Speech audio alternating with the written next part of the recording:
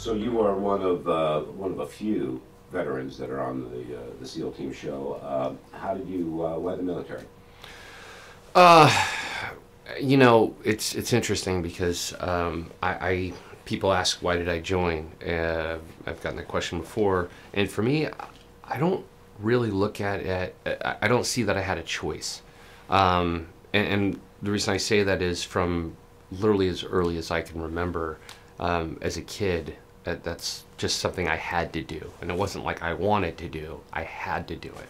I was obsessed. I wore camouflage probably 3 days out of the week to school, which not exactly a super popular decision. And I was obsessed with Rambo and GI Joe. I mean, you name something military, I was into it. I mean, all I did every day was played war when I got home with my friends.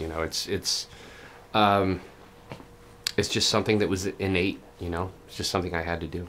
Did this come from like a military history? Is your family military? No, I mean, grandfather was in World War II, but whose grandfather wasn't, at that time.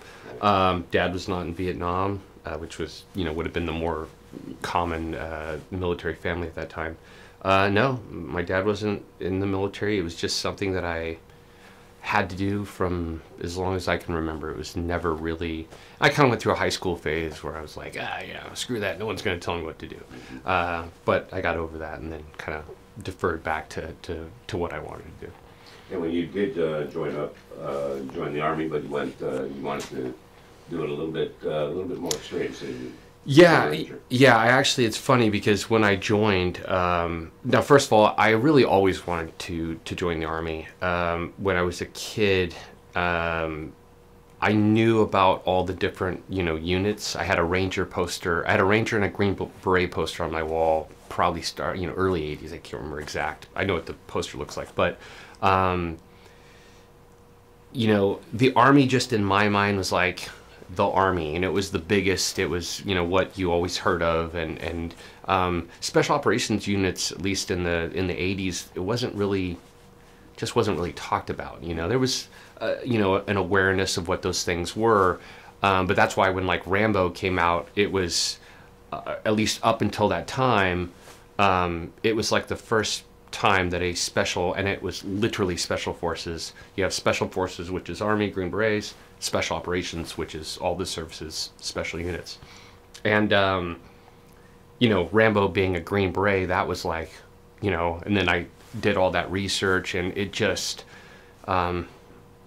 between that and a couple other things, the Army was just my decision. And then there was the other reason why I never looked at the Navy or the Marine Corps, which is I hate water. So kind of just laid it out for me. Hate water. I hate water. I hate the ocean. It's one of my least favorite things in the world. I don't even like the beach. I just look at it and I'm like, on that note, though, actually, I could probably make a solid argument that Jaws ruined the water for me as a kid. So, but yeah, no, I just was never. I didn't float as a kid, so that kind of it's a misconception that everyone floats. Not everyone does, and just the Army was what I wanted to do. And when I went in, I went into the recruiter and I said, "What's the hardest thing, you can do?" And he's like, nuclear submarine technician. I'm like, hardest physically. And a Ranger contract was available at the time. Later, a Green Beret contract was available, but not then. So I said, if you can get me that slot, I'll sign up right now. And it took like a couple months. But probably the best thing-ish that I did was, and if anyone's watching this and is thinking about joining the military, what you want to do not take anything less than that. If that's what you want to do, sign up for that. Don't let them give you anything less. That's a critical piece of advice. I was lucky enough to have just did that, but when people ask me for one piece of advice, that's it. Don't cave. I was a member of a Army Special Operations unit that I went to after I did, I think, almost 5 years in Ranger Battalion. Story on that was, I was lucky enough to work with several units actually when I was in Afghanistan on my first trip or my first overseas combat deployment, and saw what those people were doing or what that unit was doing, what those units were doing, what the caliber of people they were, and it was another world, and I was like, I'm gonna go to that world. I also was at the point where, you know, I was, and I've applied this pretty much to my whole life, but whenever I am in a position where I'm kind of like, I know what I'm doing, I gotta leave. You know, it's you challenge yourself by constantly being uncomfortable. And I was a sniper section leader at that time, and I was teaching people, and I was like, you know, I need to go somewhere where I am the least knowledgeable person. I was up there where I wanted to go back to being the new guy, and that definitely worked, because I got there and sucked for a long time. But it's a critical thing, you know. You gotta move to where, and I loved my time in Ranger Battalion, absolutely loved it. But you got to constantly challenge yourself and go to new places and try new things. And I, you know, planned on making a career out of it. Then I got hurt, and you know, that kind of segued me when I got medically retired, which, you know, I put in to medically retire because I couldn't go back to what I did. So when I got out, you know, there was, going back to what I said earlier, there was two things I wanted to do as a kid: join the military and work in Hollywood. I'm lucky that I, for whatever reason, just had those two things as a kid. And I'm also lucky that when one ended, I was able to try and pursue the other one. So when I got out, I came out here and started the short, easy journey of working in this industry. Yeah, I was in Sadr City, Iraq, on a nighttime raid, and I got blown up. I mean, it just pretty much, you know, again, you know, it's crazy how things can change in a millisecond. And when it changed, you know, I got medically evac'd. I was in the hospital for a while. And then it put me on I don't know exactly, but it was several years, at least 2, if not really, in my mind, 5 years of surgeries and rehab and surgeries and rehab. And it was just a kind of a whirlwind of just, you know, being on pain meds and then off and then on and off. And it was kind of a nightmare. And, but like all things, it eventually ended, and took me a while again to kind of get back on track and figure out the purpose that you know, one career had ended. You know, I lost that job, that group of friends, you know, that everything associated with that, and the identity, which was the hard one. I lost the identity of that job. There's no way at a level of, you know, there's no way you're going to get to that level without it being your life. And then when it's your life, what do you do when it's gone? If that was your life and that was your identity, who are you what does your life mean when you can no longer do that job? So during that 5-year process, it took me a long time to kind of figure out what my new purpose was, and what my identity was outside of that job and that lifestyle. When did you realize your identity was gone? When did you realize that it was over? Was that automatic? No, I you know, that's a great question, and the answer is, I wish that I had learned that. I wish I had understood that much quicker. It took literally years to really figure out what the core issue was. And it was just such a long process of so many times in life, you know, we treat the symptoms and we think the symptoms are the disease. And then for whatever reason, one day you just go, oh man, no, it's actually this. All these are just symptoms. This is the real problem. Once I realized that the identity issue, you know, who am I now? And it's really not even just who am I, that's not a loss of identity. If you say, who am I? That's, you don't have an identity. Loss of identity, is you knew who you were, or you thought you knew, and then you're no longer that. Now it's, you know, that's a loss. So I thought I knew who I was. I couldn't do that job. I couldn't be that person. I mean, I went from, you know, 200 pounds when I was in to like 150.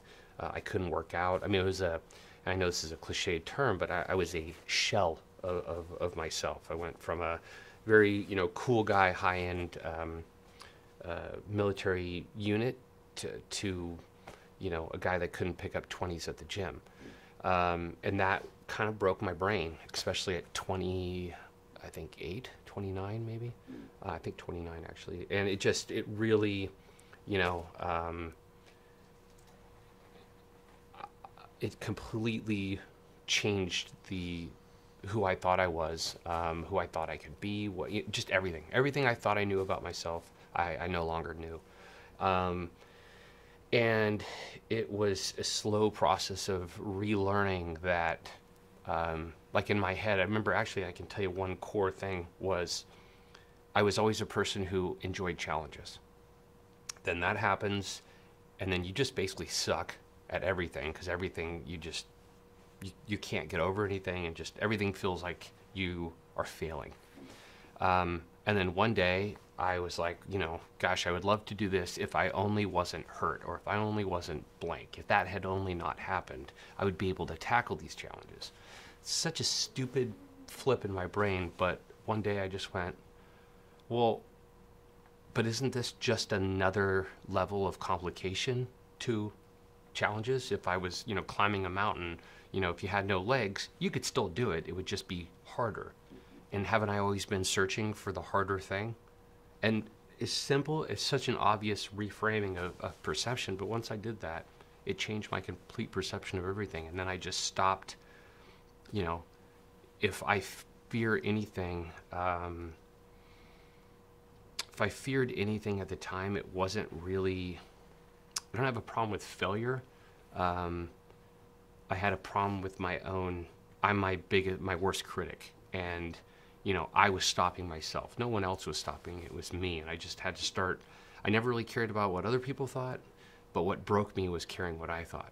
Once I also no longer cared what I thought about myself and just went, I'm going to do it. If I fail 100 times, if I can't do it, well, then I can't do it. And that's fine. I can be okay with that. Ironically, that was the key to success. In that period, before you arrived at that, in that period where you did lose your identity, and things were, like you said, you sucked at everything.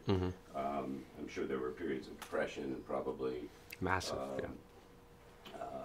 I would cry all the time. And then what about were there suicidal thoughts too? No, no, there wasn't, and I've gotten asked several times about that. I think, I really truly think that there's, and I don't know, this is by no means clinical or scientific, but based on my experience, everyone knows someone that has suicidal thoughts when things aren't really that bad. And everyone also knows, and to include myself, where I didn't have suicidal thoughts when things were really bad. I think there's a genetic predisposition or some kind of chemistry that you're either wired for that or you're not. And I mean, everyone has casual, you're like, get pissed off, jump off a bridge. But for a serious suicidal thoughts, I really didn't. But, and again, I gauge it off of, but the depression was severe. And again, I reference crying. The reason it was so, crying ironically was one of the things that actually helped me, because one day I was sitting there crying at something stupid. I don't even remember what it was. And I just remember thinking, I'm like, I'm crying. Prior to this injury, I never cried since I don't know, 12. And I'm like, then I thought about it, I'm like, even when I probably should have, because it was that sad and that bad, I didn't cry. So I was sitting there going, well, obviously something post-injury is different. I'm not deciding to cry, it's in me.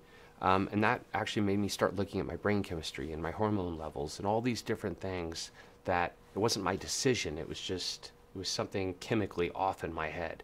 And then I went and started researching that, which led me to a whole other set of, when you get blown up and, head trauma and all these different things. Well, yeah, no shit, you're chemical. Or, yeah, obviously your chemicals are different.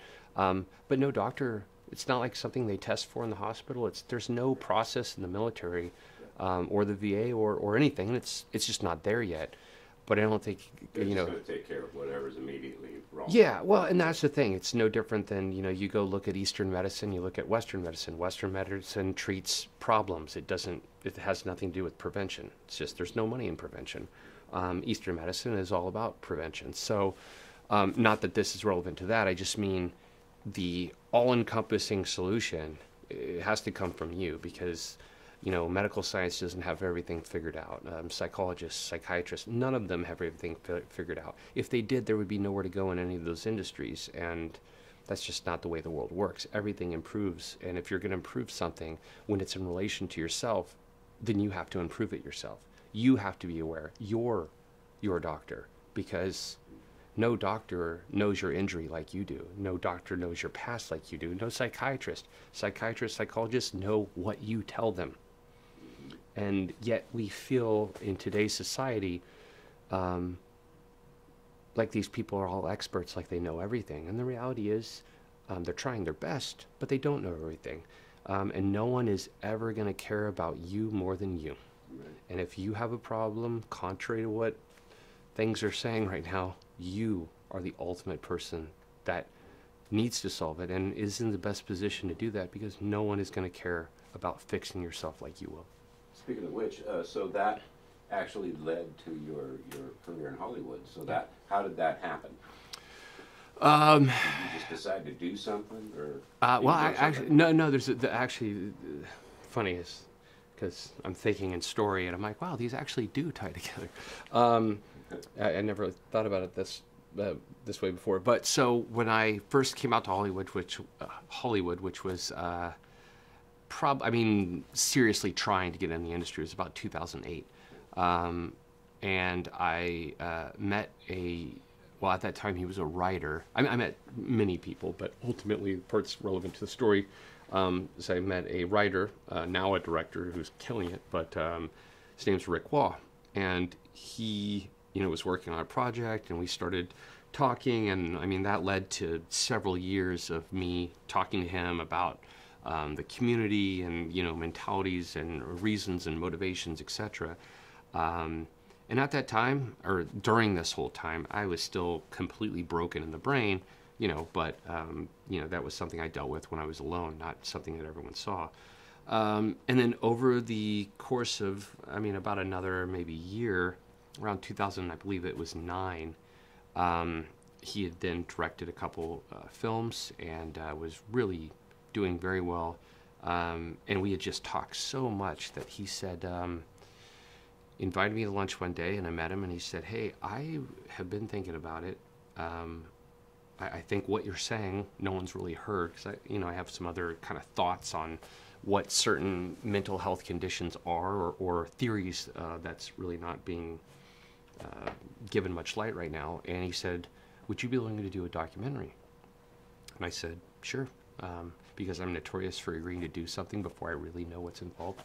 So I was like, yeah, done, let's do it. And that led to, I think, 4 years of filming this documentary. We filmed hundreds of hours.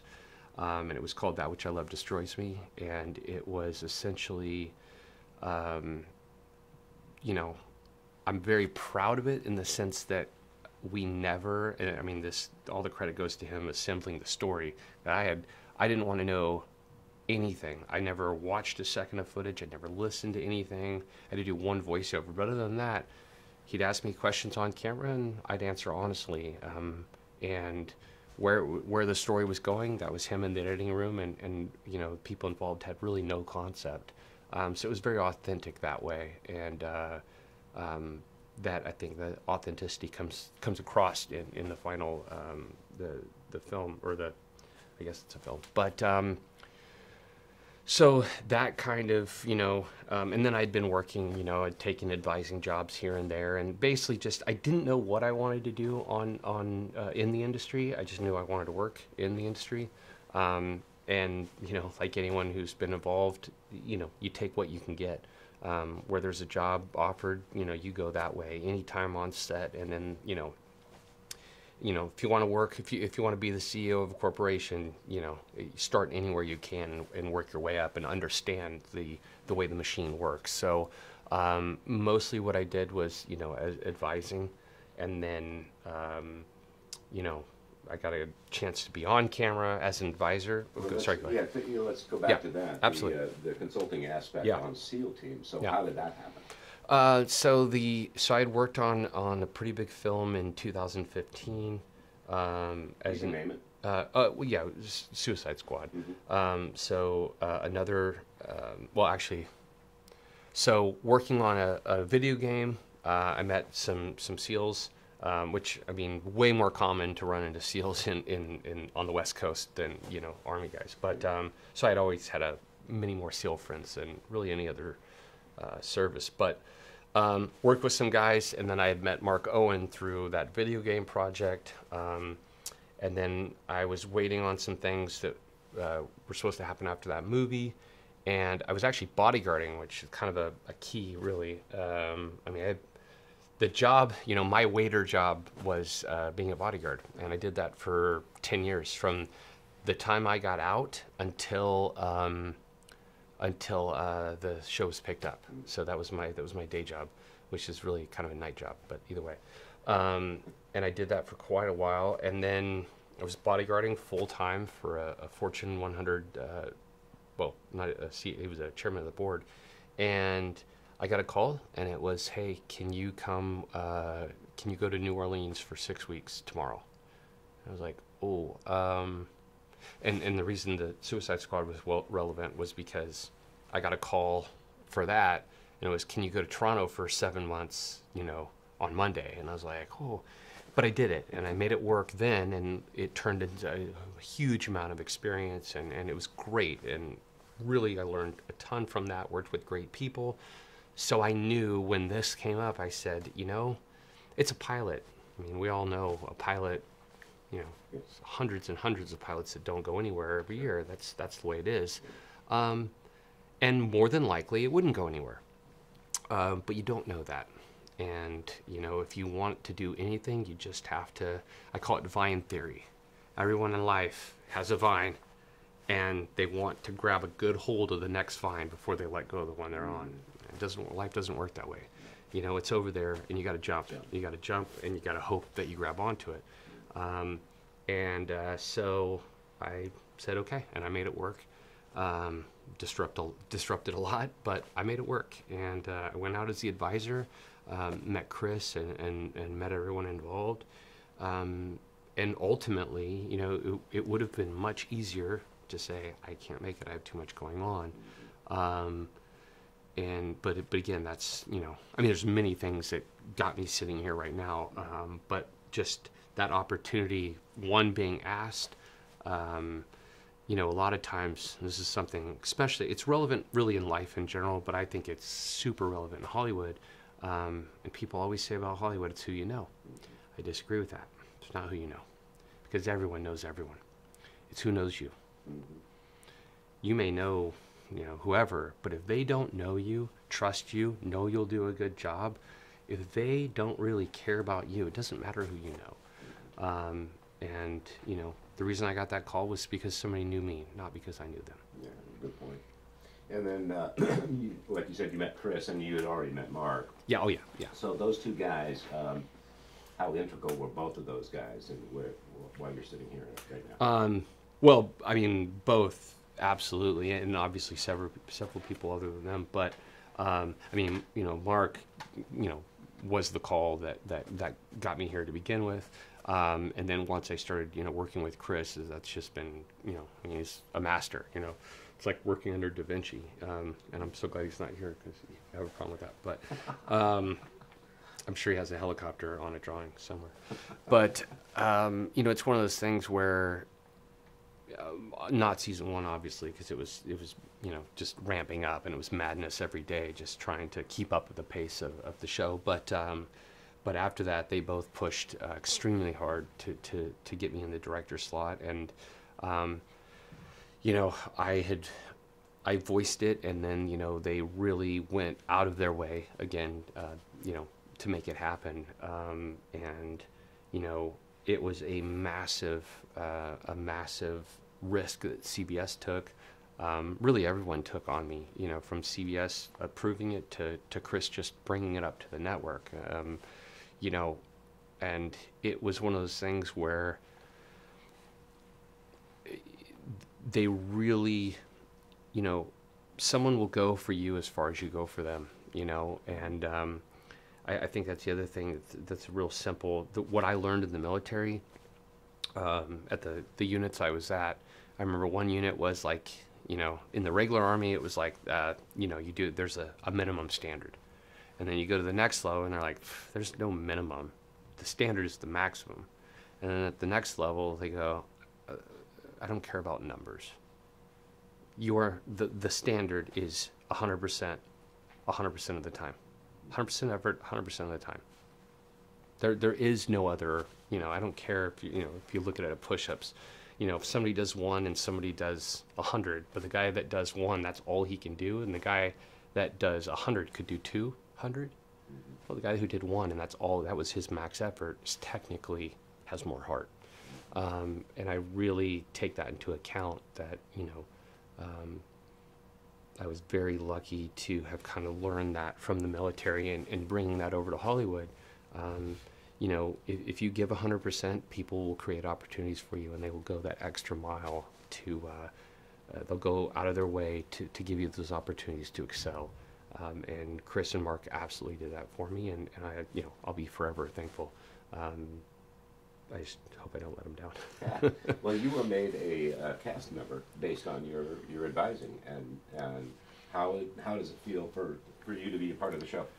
I love being on the show because, for me, it's, and I'll tell you how it started because it's kind of funny. It was on the pilot. I don't know if Chris told you, but on the pilot, it was, I kind of looked at everything. I looked at the script, and there was 4 guys, and I was like, you don't have enough people. This wasn't a Chris, I forget who it was too, but I was like, they're like, what do you mean? I'm like, well, you don't have enough people to do this. And they're like, what do you mean? I go, well, okay, let's say you go into a room, like this scene, you go into a room and there's hostages, and you have all 4 actors having a conversation, because that's scripted. I'm like, but they're not going to the hostages. Like, that's kind of crappy. They're like, oh, I never, I'm like, you need a couple people to go in and do the business of taking care of, to give that feel of what you need, to clear the room, to make sure the hostages are okay so they can have a dramatic scene, which I obviously, the drama is the key, but you also have to have that, that authenticity of the movement where, why'd they just go in and the kids are like dying and they just started going, oh my God, kids are dying, why don't they like do something about it, Yeah.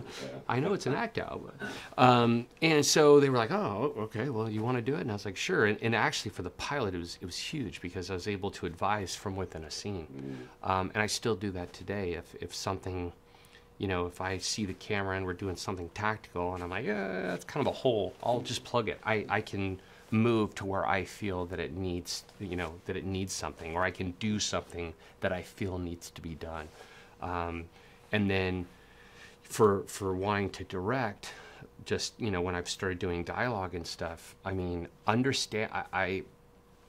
think being on camera at least once is absolutely integral or just to understanding how to talk to an actor.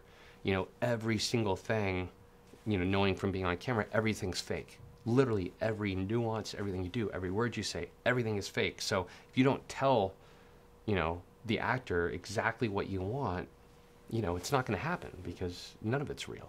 But it's easy to watch something and go, oh my God, it looks so real. But it's not. It's all created, and you have to communicate exactly what you want created. Now, tell me about the episode that you did direct. I understand that it was like a firefight in a hallway. Yeah. Well, it was a collapsed stairwell. Yeah. So it was, there was a fight in a hallway, but most of the episode, action-wise, takes place in a stairwell that's blown up and collapsed down. Was this close to home for you? If you're that day you were injured.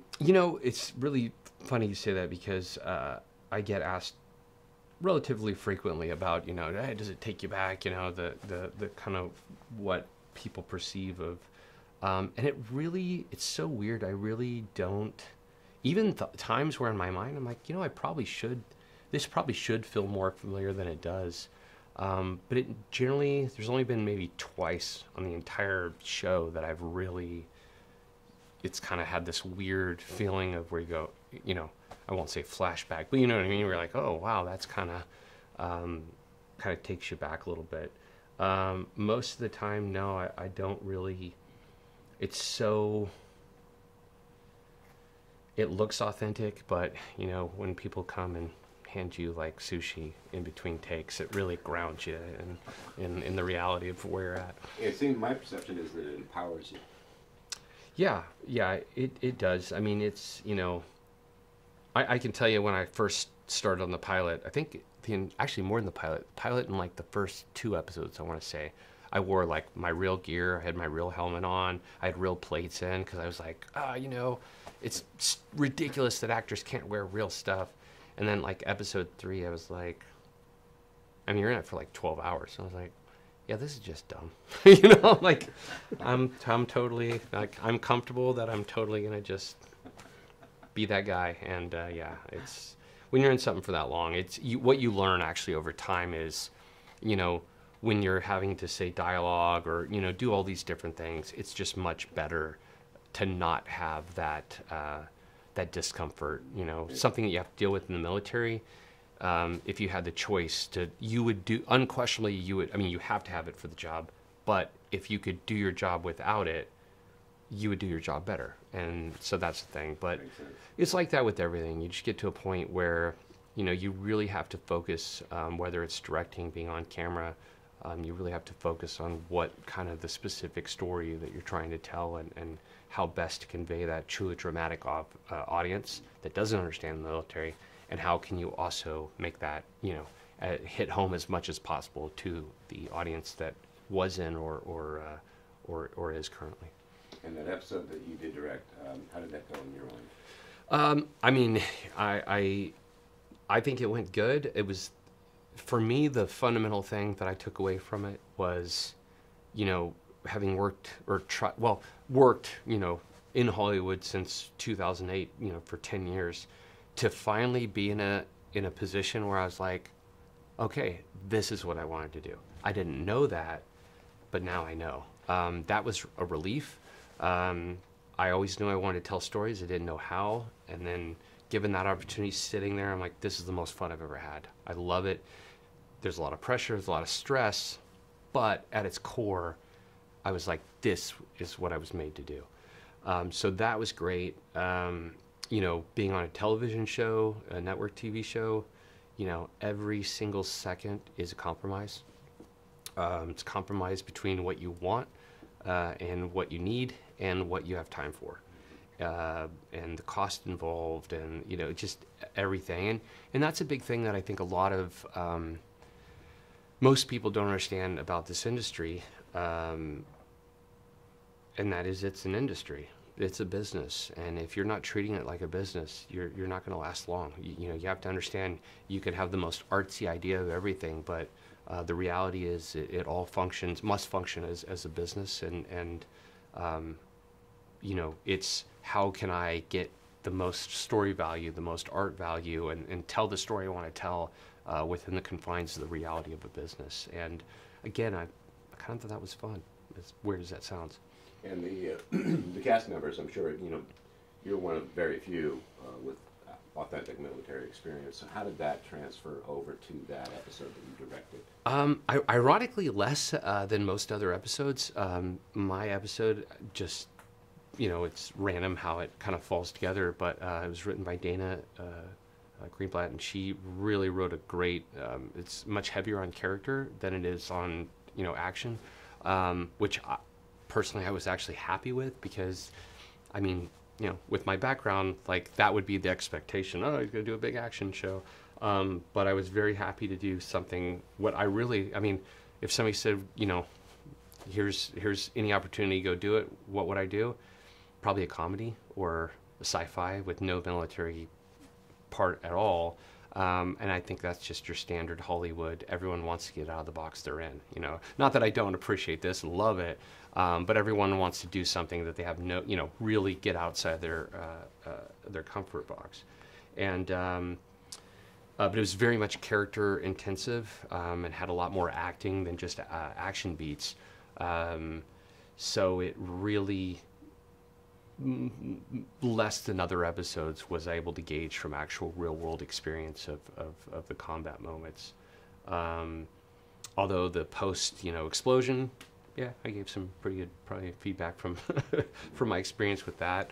I think it's the one thing that the show attempts to do, and I think does pretty well, is balancing the drama and the dramatic beats necessary for network TV, even the act outs, which you need. But I think the show does a pretty good way of balancing that, what you need, with organically with the authenticity of what they would be. And I'm pretty happy that we've been able to do that. Did it stretch you beyond what you thought you were capable of? What did you know inside you could do it? You never know. That's what I always say to people. Like, you never know. It was pretty close to what I expected, I think. Some things really surprised me, but other things didn't. It was a weird, I remember I had probably the first day I'd been directing for I don't know, probably 4 hours. And it just kind of hit me that I was directing. I was like, oh, wow. It's already started. I've been doing it for 4 hours. It was very strange. But what I really, what I really appreciated with it is, I didn't know if I could or not. I didn't know if it would, here's the way to say it. I didn't know if it would have been what I really wanted. I've been pushing to get to this point, but is it really what you want?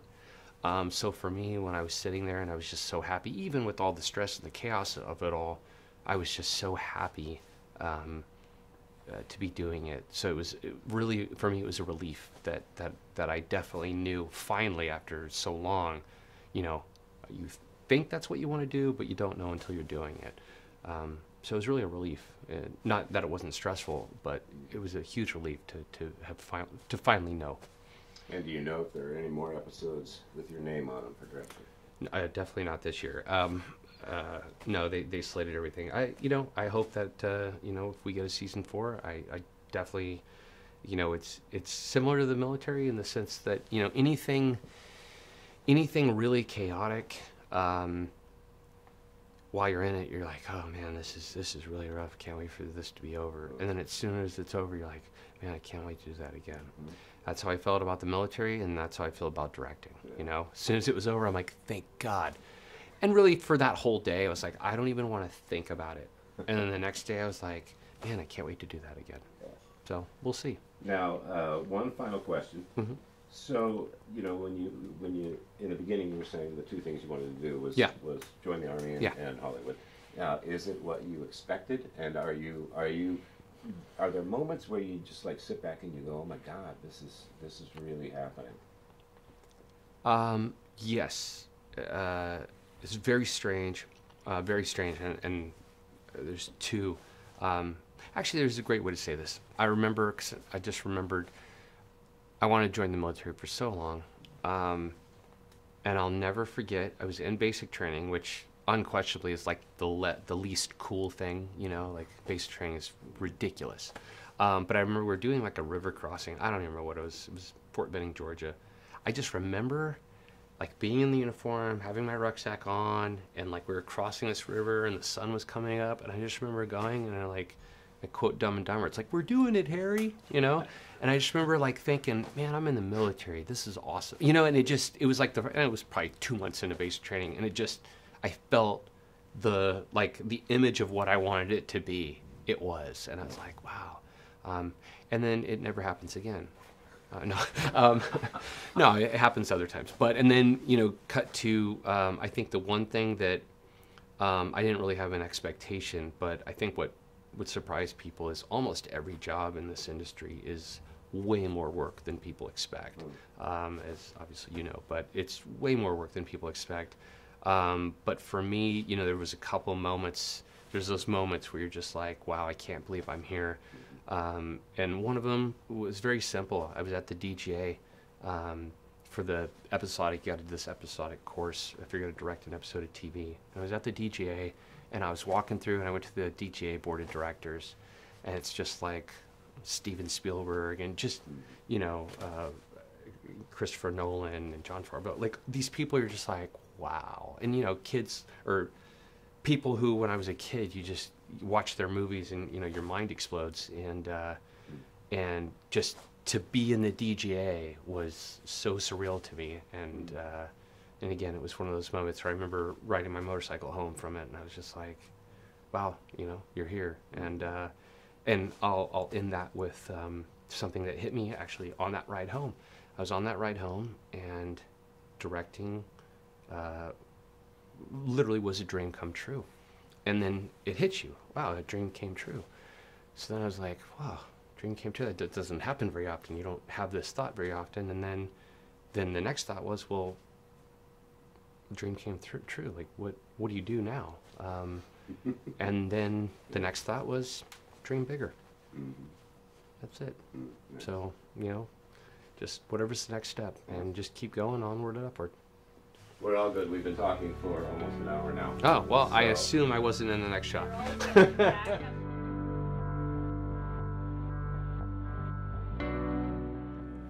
And you've been directing for a bit of time. Why don't you give me the short resume? I started directing probably in 1993. Couple of episodes of a show I was producing, and then ER came along, and I wound up directing 50 of those. So I've been directing from ostensibly 1994 till now. ER, Third Watch, Southland, and SEAL Team. It's a good career. Thank you. What do you think of it? Directing? Yeah. I started off in post-production as a editor, and I knew that I didn't want to do that. I liked the storytelling part of it, and it was exposed to directors in that process, and I realized that I wanted to be that guy, sitting in the front of the van, scout van, not be in a dark room for 12 hours a day. So I've been lucky. How did you get that break, that first break? I met a lot of producers and directors. Was made an associate producer. That exposed me to production. One day, a producer came up to me as I was coming out of the commissary and said, "Hey, Chris, you want to be a producer?" I said, "Yeah, I do." So I became a line producer. From that, I was producing the shows and knew that would be a great kind of segue for me to start directing once I was on a show that was on the air for more than a year. And that's how it happened. Okay. And no looking back, as they say. And no looking back. All right. Now, you've been with SEAL Team since the beginning. Correct. Tell me about that. Long story short, I met Mark Owen, who was a Navy SEAL, who is kind of the intellectual center of this project. We said we wanted to do a TV show. It had kind of lived in other places, didn't work out, and then CBS said they wanted to do it with us, and that's kind of how we did it. We partnered up with CBS, and we're off and running. And how has the show changed from season 1 to now? I think there's a natural tendency for a show like this, which has a lot of tactical action stuff in it, although at its heart, our intent was to tell the stories of the men and women who do these jobs, not just from a tactical standpoint, but how they live in society and how they work as a team. But the first year, you know, the easiest stuff to do is kind of the tactical SEAL team stuff. And I think we've evolved closer to where we wanted to be at the beginning. Not to say those shows weren't great, but I think this season it's really internalized, and we still have the work that they do, but we're really looking into the characters, how this work affects them in society, within the team, and within their hearts. And so I'm really happy about that. Okay, and so tell me a little bit about Tyler Gray. Tell me about your first meeting with him. I met Tyler in New Orleans because we shot the pilot of SEAL Team in New Orleans, and he was introduced to me through Mark Owen as a guy that would be a good technical advisor to work with me as the director and the producers to attack the technical aspect of the storytelling and to make sure that we were buttoned down Team 6 SEALs. And so I met him in a bar in New Orleans and talked about what it is to be a Tier 1 operator and how that works. And a lot about his life experience as well, which gave me an insight into a lot of these guys' life. And that's how we met, and he was terrific. And he was really kind of an amazing source on a lot of levels. So yeah, tell me about that first meeting. What did you recognize in him? Well, he was somebody that was really a Tier 1 operator, and how it affected his life, and how the training goes, and how you become one of those people, how you have to kind of reverse wire yourself and your mind to function the way they function. And that was really interesting, because we were actually discussing, there's a scene in the pilot where Jason Hayes, played by David Boreanaz, is in a psychiatrist's office that he's forced to go to. And I remember asking Tyler, like, what is that about, and how would you deal with that, and what would the psychology be? And he said, I can pass any lie detector test. I'm trained to be interrogated. So I could go in there and be truthful, or I could not be truthful, and that person wouldn't know the difference. And that was really eye-opening to me. And he just talked a little bit about the trials and tribulations of being injured, being psychologically injured, the wear and tear, how it is on a marriage when you're gone for 260 days out of the year. And those insights were really eye-opening. Now, he was brought on as a consultant in the beginning, and now he's a cast member, and then directed an episode. Now, did you make that call for him to direct this episode? Yes, we talked a lot about, he's also a film buff, and he knows a lot about film, so I got to know him through that. And, you know, we had talked a little bit about him possibly wanting to direct and give it a shot, and as I came to know him through the first year and really got close to him, I really felt like he was somebody that we should give a shot to, and that he would do a great job. And his set, you know, presence for the first season, he was on the set for every scene as an actor and as a technical advisor producer. He is a producer on the show. And so, yeah, so I really pushed for that, and CBS was kind enough to give us a shot to do that in year 3, and here he is. Was it a specific episode that you had kind of earmarked for him, or not really? Just any it's just kind of the way it folded out, and who was available, and who was going to be the director before and after, what my availability was going to be to help him in any way he needed to be helped in his prep or for the shoot. So it was just nothing really specific about what episode, because we don't really know the specificity of the episode. Right. And so you were on set when he was directing? Not a lot. No. I visited him, and I felt like he put in the prep, and I didn't want to hover, and I wanted him to be the voice on the set. I'm a member of the Directors Guild of America, and I think when you're on the set, the director's voice is king, and I wanted to hand that to him. I went down and visited him and bugged him a little bit to see if I could shake him, but he was unshakable, and I really watched him a little bit, and he was not somebody trying to be a director. He was actually directing, and I was really proud of him. That's cool. And of course, we all know that he has the military history, and he brings that to the role. Did he bring that into the directing experience? I think he did, in terms of his organization. You know, again, these operators have to be organized, or they die. And his diligence and his prep work was pretty phenomenal. And a little bit of advice that I gave him was not to over prep, because you have to be fluid when things change on the set. And I think he learned that. I think that was a good lesson for him to learn, because I didn't want him to burn himself out. You know, he's a worker. He's attacking the problem. Yeah. And did you see that episode? I did. And what did you think? I thought it was terrific. It was a really hard episode. These guys are trapped in a staircase that's been exploded, and the psychology of how they rescued each other, and he did a terrific job. And great shots. Worked with our DP very well. A good handoff, and he did great. Better than I thought, actually. So it sounds like it's an episode that hits close to home with him. and his experience. It does. I think, you know, most of our episodes hit on some level hit close to home on anybody that's really been a Delta Force guy or a SEAL team guy. Yeah. And what do you think the actors, you know, kind of gained from that?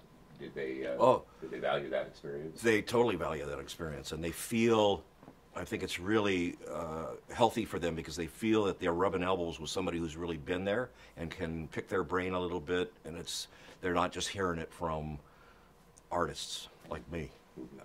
So I think it's an asset, and that was all part of the overall plan, is to really make it as real as possible, to employ veterans and Tier 1 operators and just populate our set with them. Excellent. More episodes to direct in Tyler's future? As far as I'm concerned, absolutely.